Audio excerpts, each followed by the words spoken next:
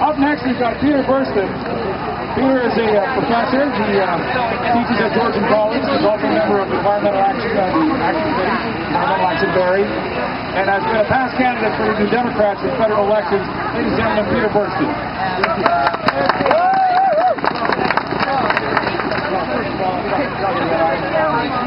I'm not really party political. The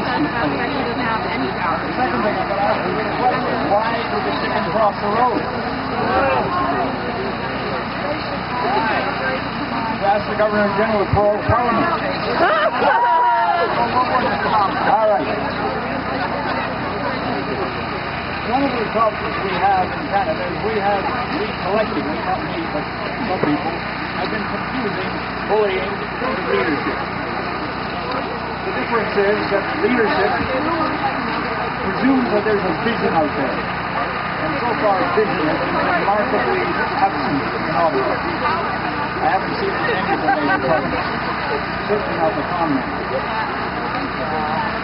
It appears that Harper's vision is to be re-elected, and secondly, in the hope that God will approve. Well, I don't think she will. The main reason Canadians have given supporting to Harper is in fact leadership. Let's examine the leadership with respect to climate change. It's a long time ago. Let's remind you, in 1992, Canada signed on to the Kyoto Convention, and we agreed to drop our greenhouse gas emissions by 6% on 1990 level. Unfortunately, Mr. Crescent is delayed, and Mr. Martin actually did something, but it was similar late, and they didn't have any time to get into traction. So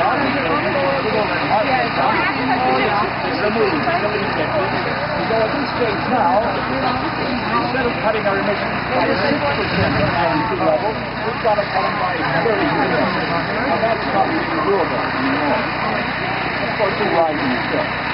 Now, after 2 decades of wasted time, we find ourselves in a position where North Americans, on average, use twice as much energy as European states.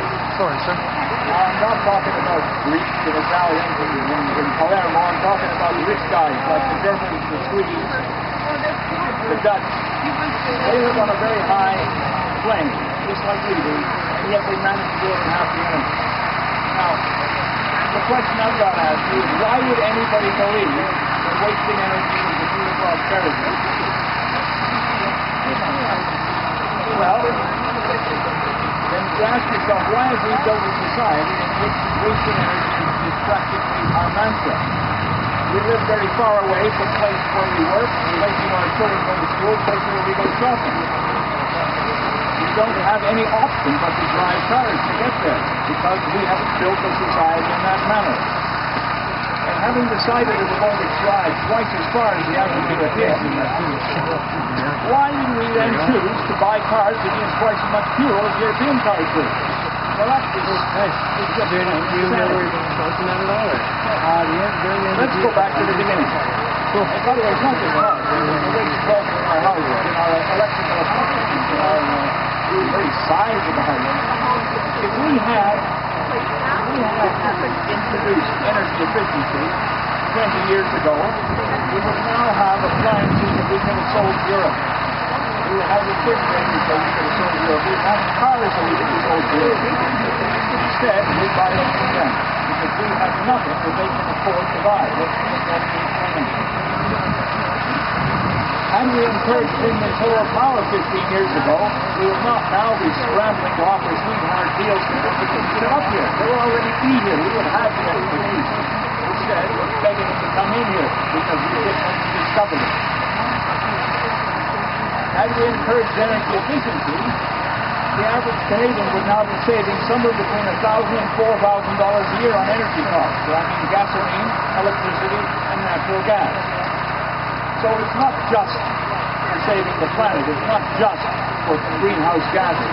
It's also for ourselves, for our employment, and for our own pocketbooks. And we didn't do it. So Mr. Harper now says, we will not go it alone. We won't do anything until China and India do it first. Leadership?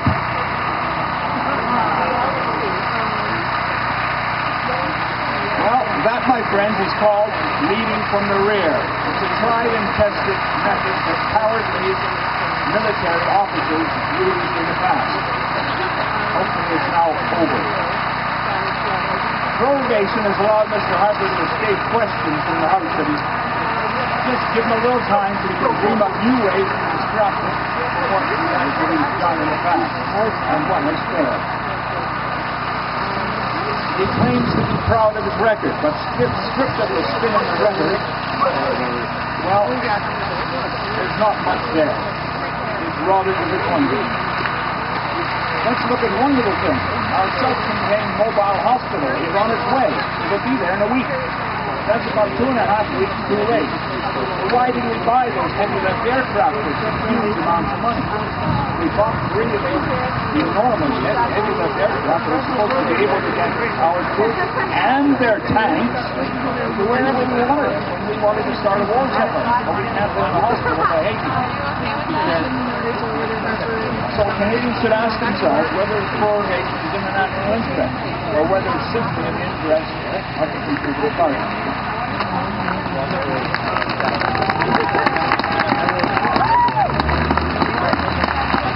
Thank you, Peter.